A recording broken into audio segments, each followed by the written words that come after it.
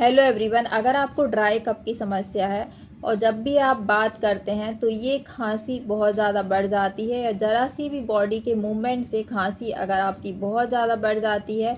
इसके अलावा खांसते समय आपको चेस्ट में भारीपन लगता है और साथ ही स्टिचिंग यानी कि खींचने जैसा और स्टिंगिंग यानी सुई चुभने जैसा अगर दर्द होता है और जिसके कारण आपको चेस्ट को होल्ड करना पड़ता है खांसते वक्त, इस तरह के अगर लक्षण हैं तो आप ब्रायोनिया एल्बा 200 जो मेडिसिन है इसका दिन में 2 बार 2-2 बूंद डायरेक्ट टंग पर प्रयोग करें।